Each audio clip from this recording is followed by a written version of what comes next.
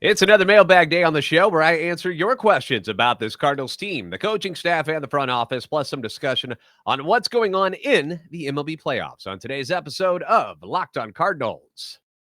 You are Locked on Cardinals, your daily St. Louis Cardinals podcast, part of the Locked on Podcast Network, your team every day.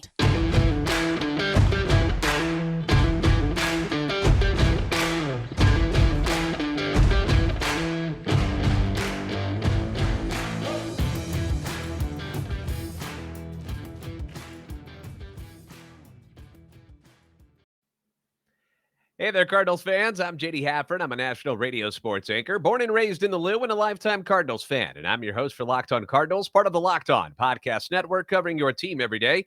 You can follow me on Twitter at JD Sports Radio. Follow the podcast at LO_Cardinals on Twitter. We want to thank those of you who make Locked on Cardinals your first listen each and every day. We are free and available wherever you get your podcasts, whether it's iTunes, Spotify, Google Podcasts. You can also find us on YouTube. Make sure you like, subscribe, hit that notification button so you know when we're going with a new video each and every day. And you can comment underneath all those videos. That way you can interact with us and the rest of Cardinal Nation. This is a show serving that, Cardinal Nation, and giving the best fans in baseball all of the info about the birds on the bat. Today's episode is brought to you by BetOnline. BetOnline has you covered this season with more props, odds, and lines than ever before. BetOnline, where the game starts.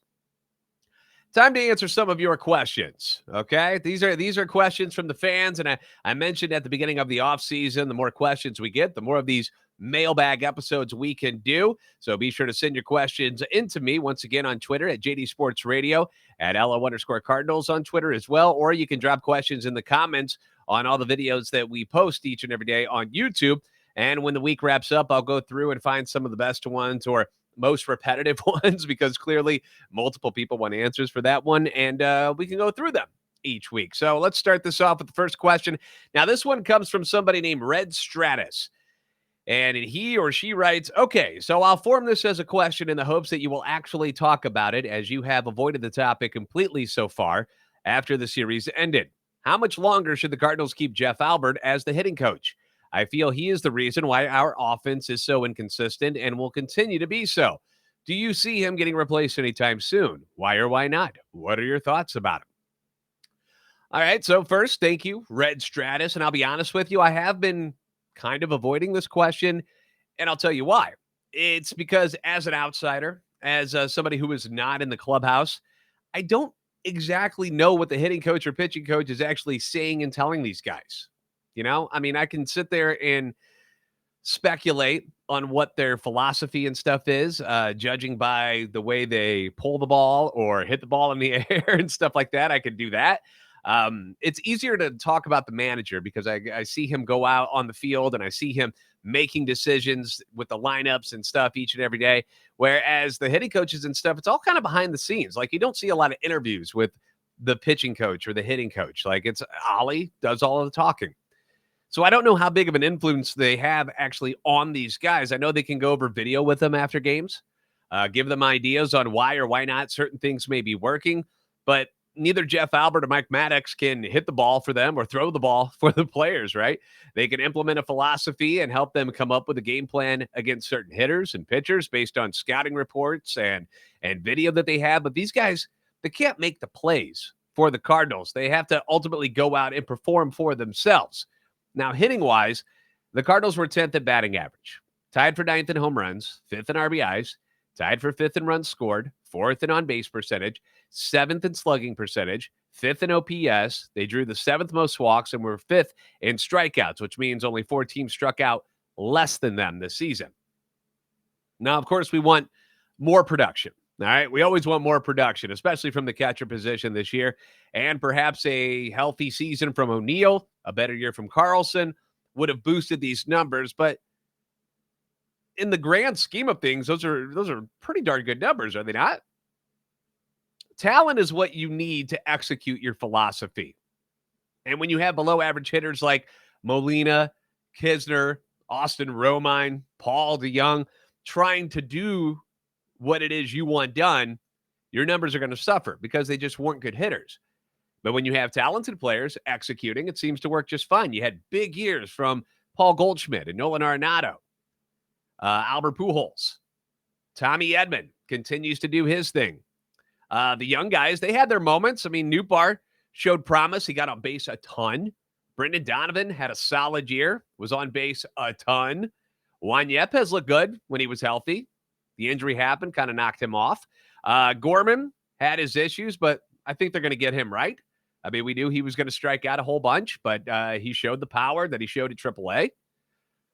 So replacing Jeff Albert might shake things up. But personally, to steal a line from Whitey Herzog back in the day, the coach will be good if he's got good players. And I've never heard of anyone having any issue with Jeff Albert as a person. Ollie loves him. I haven't heard of any issues with players saying, yeah, I don't understand what we're doing here or whatnot. I've never heard anything like that. So I don't foresee any changes there. Sure, the disappearing act of the offense in September and October, that was alarming. But nobody was complaining about the Cardinals' approach at the plate and their philosophy in August when they were mashing everything. I don't remember people whining about it back then.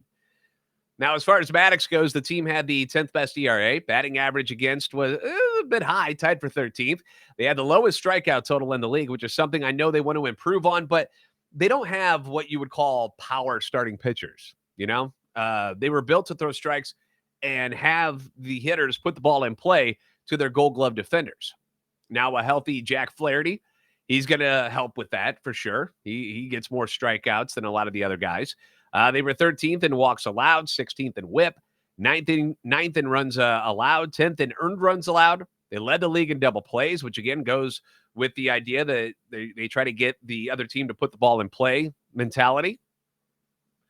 And again, talent helps here. You know, Flaherty back as the staff ace would be a huge, huge bonus to the starting rotation and to the pitching staff. You get a full season of Jordan Montgomery. Hopefully a full season of Steven Matz, who was knocked up, not knocked up like pregnant, but, you know, he had injuries this year. Perhaps Quintana returns. He was fantastic underneath Maddux this year when he came over. Wainwright was great until the end of the year.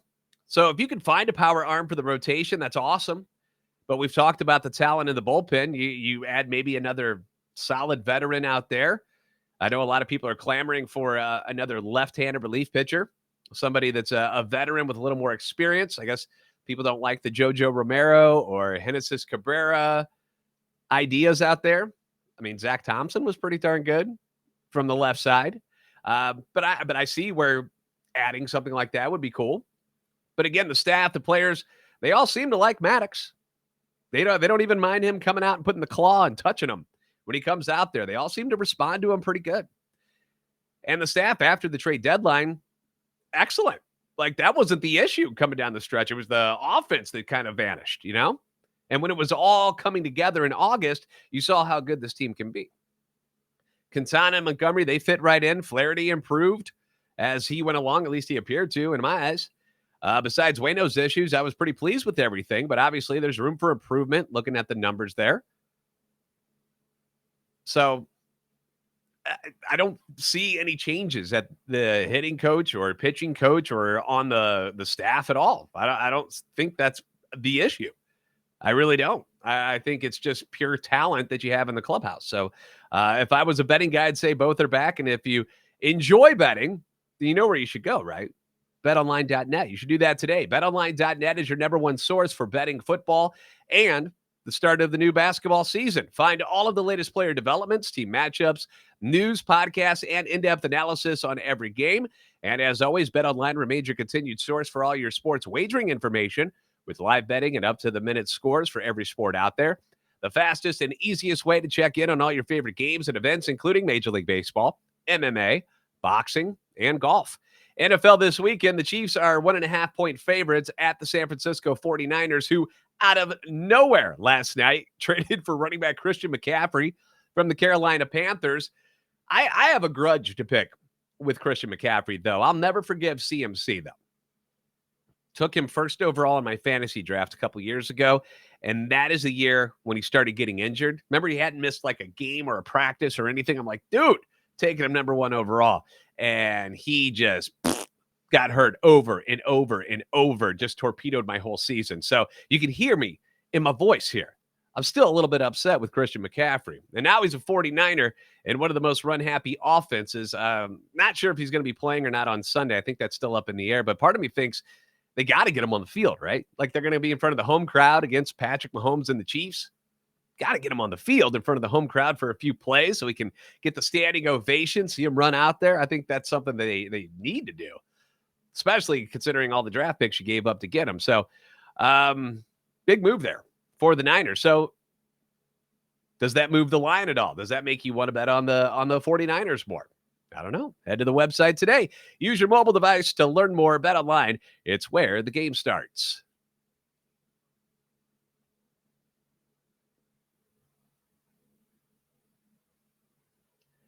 Once again, we got the mailbag going on today, and another common question that I get has to do with spending money. The Cardinals are always in the upper echelon of attendance each year, and this year, according to ESPN's numbers, the Dodgers had the best attendance average per home game of 47,671, and the Cardinals came in at number 2 at 40,994, followed by the Yankees, Atlanta, San Diego, and the Mets. So that's pretty good, right? The Cardinals are always up there. The Cardinals had 3.3 million fans show up at Busch Stadium this year.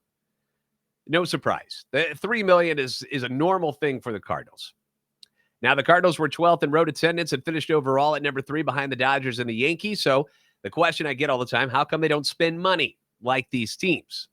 Simple answer, revenue. That's really all it is. These other teams we see are what we call big market teams. And they pull in a lot more revenue than the Cardinals do. So just to give you the facts here. In 2021, the Dodgers' revenue was $565 million, tops in the league. Second went to the Yankees at $482 million. Boston was in third, but they finished in last place this year. Didn't do much with they still had a high payroll, but they didn't win anything. Fourth, you got the Braves at $443 million. The Cubs, fifth in revenue. They're rebuilding. They blew their stuff up. Astros are sixth, $388 million. The Rangers, seventh overall in revenue. They spent money, but they still sucked. The Giants are eighth. They had a down year. Angels, ninth. They got Trout and Ohtani, and they still suck. The Phillies, 10th at $323 million. Obviously, they're in the playoffs. They've spent a lot of money. Top 5 payroll. 11th, the Washington Nationals, who are rebuilding. They blew up all their stuff. 12th, you've got the Mariners, who had a very low payroll but made the playoffs. Then the Mets were at $302 million in revenue. And then the Cardinals, 14th in revenue in Major League Baseball at $287 million. The only big spenders below the Cardinals, like big spenders, were the Padres at number 15 with $282 million in revenue. So they were in 15th right behind the Cardinals. Now, what you guys have to remember is that this is still a business, all right? The business of baseball is the other side of things. The owners for every team still want to make money from the team as well as put out a winning product. Now, some of these teams, you heard me mention them, like the Nationals, 11th in revenue, but they blew up their team. They don't want to pay anybody. They want to restart everything. The Cubs, 5th in revenue. Yet they can afford these guys clearly, but they blew it all up. They were like, goodbye, Rizzo. You know, they got rid of all the guys, like all the guys from their championship teams, you know. Contreras, they're not going to pay him apparently, even though they can afford to. They're not going to. And the Cardinals have not only been able to, they've been able to do the best of both worlds here. As a business, they've made money, and they've also put out a quality product, and they've done that on a consistent basis. Has it always equaled to championships? No. But winning a championship is very, very hard in Major League Baseball. Even the highest paid teams, the Mets and the Dodgers, they're not going to win it this year. They're gone. The Dodgers, for all their spending and all their resources, won the World Series in the weird COVID year of 2020. Before that, 1988. Kirk Gibson against the A's. That's the famous scene, right? 32 years. Even though they have all this revenue coming in all the time. 32 years between championships. And the one they got was the weird COVID one. The Yankees haven't won since 2009. The Mets haven't won since 1986. The Braves won last year. Before that, they hadn't won since 1995. The Padres have never won a title. Phillies won it in 2008. The real consistent teams for titles over the last 20 years have been the Red Sox and the Giants. The Sox won it in 04, 07, 2013, and 2018. Giants won it in 2010, 2012, 2014. So just spending money doesn't equal a championship. And I've talked about this in previous episodes. You've got to be smart. What you're spending it on is important. I mean, they do spend money on big pieces. Goldie, Arenado, Molina. They've been willing to spend on pitching. Waino makes $17.5 million. $17.5. Miles Michaelis, $16.75 this past year. Steven Matz, $8.5 million. It's not pennies, but they are not a team that will just throw money at people just to try to fix their issues. They believe in drafting. They believe in producing talent through the system because A, it works because they're good at it. B, it's cheaper and less risky. Like what happens if you're like the Orioles when they paid Chris Davis? Remember, everybody wanted Chris Davis on the Cardinals. And the Orioles paid him big money, and he just tanked. It was terrible. One of the worst contracts. And you're stuck on that. It's guaranteed. It's not like they can get out of it. It's not like football where they can be like, yeah, we're going to cut you. No, they still got to pay that guy. The offseason, or this offseason, I should say, they've got to spot a catcher that needs some attention, right? And we're all in agreement on that. And I'm hoping that they take the resources that they're going to recoup from Yachty's contract being gone, Albert's salary, Corey Dickerson, who I don't think will be back. I think you can put like Alec Burleson as the new Corey Dickerson for you if that's what you want to do. Is he going to be worse than Corey Dickerson was this year? No, he probably will do the same stuff and hopefully better.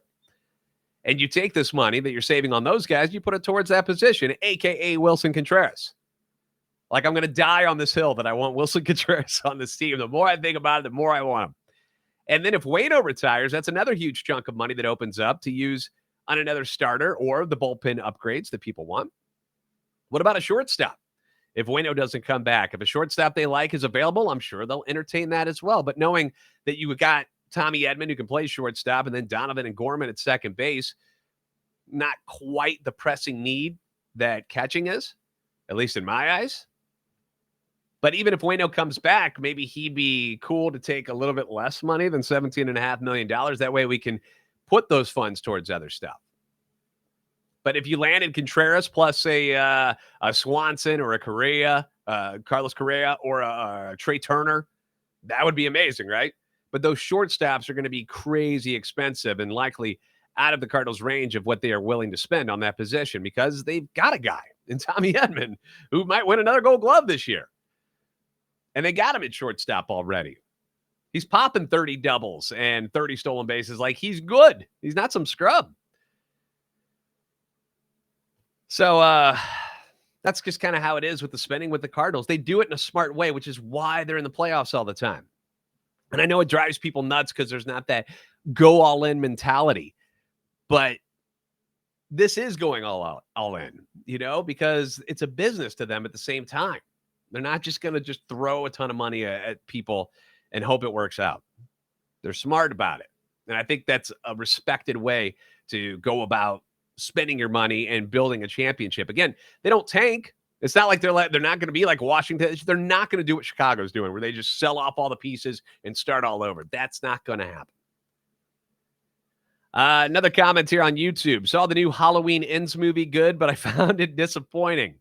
I don't want to spoil things for anyone, so if you haven't seen it yet and don't want to know anything about it, then just kind of mute this or skip ahead.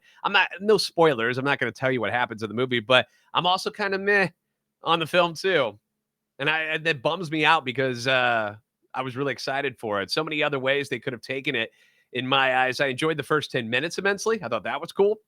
Then it got real dull for a while. Then it picked up, and then the final 20 minutes was what I wanted the whole movie to be like. I enjoyed it, but the middle had, how do I put this? Something missing. If you catch my drift, if you've seen the movie, you know what I'm talking about. So first film in the trilogy, so good. Second had a lot of cool kill scenes that I liked, but the story was kind of, this one kind of puts a bow on the trilogy, but I wanted more. I wanted more suspense. I didn't chew my nails once in this movie, and that's saying something. That's very rare, especially in horror movies, because I'm very well known to ask my wife about how I chew my nails during intense shows or movies or sporting events. So speaking of intense sporting events, let's talk playoffs next. Can anyone stop the Astros? We'll talk about it next on Locked On Cardinals.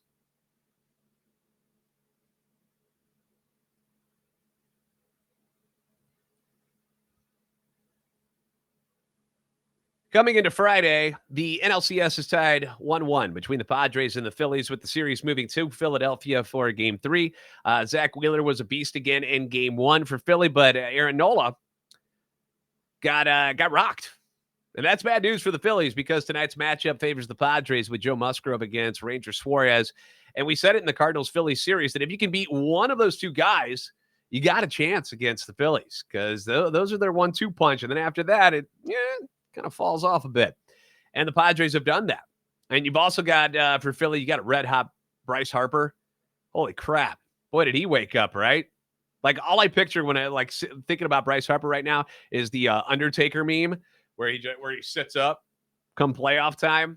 I mean, that's what he looks like right now. MVP Bryce Harper again. He's hitting .419, 4 home runs, 7 RBIs in the postseason, and could become the first player ever to record an extra base hit in 8 consecutive games during the same postseason if he gets one tonight. Over in the ALCS, the Astros are up 2-0 on the Yankees. Game 3 will be in New York on Saturday. Astros look good, dude. The team leader in runs, hits, home runs, and batting average for the Yankees this postseason. It's not Aaron Judge. It's not Giancarlo Stanton. It's not Anthony Rizzo. It's not Josh Donaldson, but instead, it's Harrison Mother Truckin' Bader. And as cool as that is, as a fan of Bader, that's not the winning formula for the Yankees. That you cannot be relying on Harrison Bader to be your best hitter and expect to beat the Houston Astros. Bader's hitting .273. He's got 4 Bader tots, as we call them here on the podcast. He's got 5 RBIs. He scored 5 runs, but 4 of them are because he knocked himself in. He's tied with Rizzo for hits with 6 and second in RBIs with 5. Again, 4 of them are himself. That's not good. The Cardinals learned this lesson the hard way already. If you can't hit, you're not going to win. And the Astros have held the Yankees to 2 runs in each of the first 2 games and just 9 total hits. Meanwhile, the Astros, they're not exactly tearing the cover off the ball either, but they've got 7 runs and 15 hits in the first 2 games. I like the pitching matchup for the Yankees in Game 3. Garrett Cole against Christian Javier. And then they got nasty Nestor Cortez on Sunday against Lance McCullers. So we'll see if being at home at Yankee Stadium, if the New York faithful can spark the offense this weekend. You know who could use a spark or a jolt or something? Our old buddy Matt Carpenter. Have you seen what he's done in the postseason so far? 0 for 7, 7 strikeouts. Yikes. Another one that stood out to me, Josh Donaldson. He's been straight cheeks as well. 5 for 22. 1 run scored, no home runs or RBIs, 11 whiffs. It's pretty gross. And obviously, if Judge isn't doing his thing, this offense doesn't move the needle. Just like when the Cardinals, you don't get production from Goldie and Arenado, you're not going to win. You know, your best players have to be your best players still. And that's just not happening for the Yankees right now. Didn't happen for the Cardinals, and they're out. I want to thank you guys for making Locked On Cardinals your first listen today. Now make your second listen, the Locked On MLB podcast. MLB expert Paul Francis Sullivan brings humor, passion, and unique perspective on every team and the biggest stories around the league. Follow the #1 daily league-wide podcast, Locked On MLB, on the Odyssey app, YouTube, and wherever you get podcasts. As always, be sure to like and subscribe on YouTube. Hit that notification button so you know when the new videos are posted. Follow on Twitter at @LO_Cardinals and at JD Sports Radio. You're the best fans in baseball for a reason, and I'll see you next time on Locked On Cardinals.